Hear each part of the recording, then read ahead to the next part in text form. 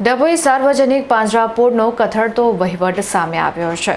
કતલખાનેથી બચાવવામાં આવેલા 15 જેટલા પશુઓને આશ્રય ન મળતા જીવદયા પ્રેમીઓમાં ભારે નારાજગી વ્યાપેલી છે।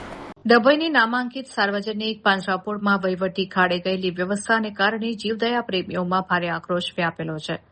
તાજેતરમાં ભરૂચ જિલ્લામાંથી જીવદયા પ્રેમીઓ કતલખાને ધકેલાતા 15 જેટલા મૂંગા પશુઓને આબાદ રીતે બચાવી 60 કિલોમીટર દૂર ડભોઈ પાંજરાપોળ ખાતે લાવ્યા હતા। જો કે પાંજરાપોળના સત્તાધીશોએ સ્ટાફની અછતનું બહાનું ધરી આ પશુઓને રાખવાનો સ્પષ્ટ ઇનકાર કરી દેતા પશુઓ ક્યાં મૂકવા તે મોટો પ્રશ્ન બન્યો છે। પાંજરાપોળનો વહીવટ છેલ્લા 5 વર્ષથી માત્ર વચગાળાના હુકમ પર ચાલી રહ્યો છે અને કાયમી ટ્રસ્ટી મંડળની નિમણૂક અટકેલી છે। વહીવટી તકરારને કારણે વર્ષોથી કામ કરતા કર્મચારીઓના પગાર વધ્યા નથી। પરિણામે નવા માણસો કામ કરવા તૈયાર નથી અને પશુઓની સાર સંભાળ સંકટમાં મુકાઈ છે। જીવદયા પ્રેમીઓની માંગ છે કે મૂંગા પશુઓનું રક્ષણ કરવા માટે ચેરિટી કમિશનર દ્વારા તાકીદે નવું ટ્રસ્ટી મંડળ નિમવામાં આવે જેથી પગાર સહિતના પ્રશ્નો ઉકેલાય। આ વિકટ પરિસ્થિતિમાં પશુઓ ફરી કતલખાને ન ધકેલાય તે માટે અન્ય ગાય પ્રેમીઓ અને સામાજિક સંસ્થાઓ આગળ આવે તેવી અપીલ કરવામાં આવી છે।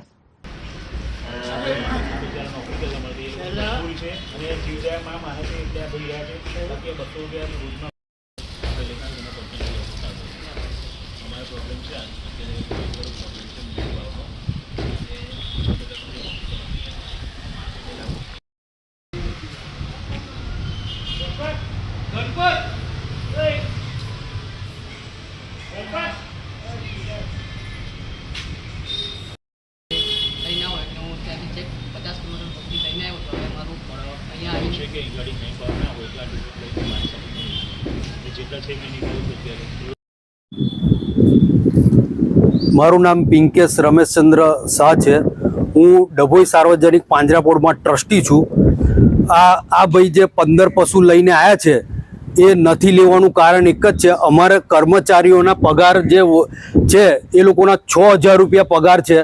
પગાર વધતા નથી, માણસો નવા મળતા નથી અને હાલ અમારી ચેરિટી કમિશનરમાં મેટર ચાલે છે અને વચગાળાના હુકમથી 5 વર્ષથી ચાલે છે। અત્યારે ચેરિટી કમિશનર કોઈ પણ જાતનો નિર્ણય નથી લેતા અને આના હિસાબે અમારી મજબૂરી એવી છે કે પશુ રાખી નથી શકતા, માણસો મળતા નથી।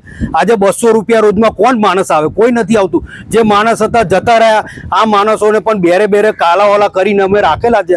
આ બધા કર્મચારીઓ જીવદયા પ્રેમી છે એટલે એ લોકો કામ કરે છે। હાલ અમે સંયુક્ત ચેરિટી કમિશનરને લેખિતમાં આપ્યું છે, સાહેબ તમે ઇલેક્શન કરાવી દો, કોઈ પણ રીતે એનો નિર્ણય કરી અને એનો ઊંચું મૂકો। વચગાળાનો હુકમ 5 વર્ષ લગી થોડો ચાલતો હોય। આજે અમે લેખિતમાં પણ આપ્યું છે કે આખા સમાજનું તમે ટ્રસ્ટી એ કરો, તમે એક ટીમ રજૂ કરો, ટીમ બનાવો અને એના થ્રુ અમારા ટ્રસ્ટી મંડળનું નિમણૂક કરો। જે બંધારણ થઈ જશે એ પ્રમાણે અમને કામ ચાલશે। અમે એવું નથી કહેતા કે અમારે ટ્રસ્ટી રહેવું છે, પણ કંઈક તો સોલ્યુશન લાવો। અમારી ચેરિટી કમિશનરને ખાસ રજૂઆત છે કે કંઈક આનું સોલ્યુશન લાવો જેથી મૂંગા ઢોરોને કંઈક ન્યાય મળે। હું ચિરાગ શાહ અસા ગામનો રહી અસા તાલુકો ઝઘડિયા જિલ્લા ભરૂચ ગામનો વતની છું। છેલ્લા કેટલાય વર્ષોથી જીવદયાના ક્ષેત્રે કાર્યમાં સંકળાયેલ છું। આજ રોજ ડભોઈ પાંજરાપોળનું બહુ મોટું નામ સાંભળેલ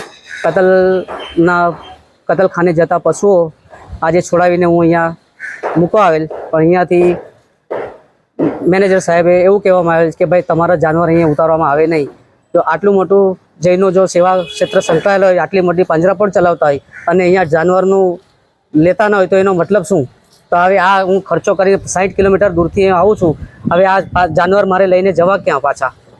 તો આપશ્રીને વિનંતી કે આનો વહીવટ કંઈ સુધારે અને પાંજરાપોળની અંદર જાનવરોનું દાખલ કરે એવી અમારી અપેક્ષા। અસાથી આવું છું। 15 પશુ છે, એમાં 5 પાડા છે, 5 વાછળ અને 3 ગાય છે।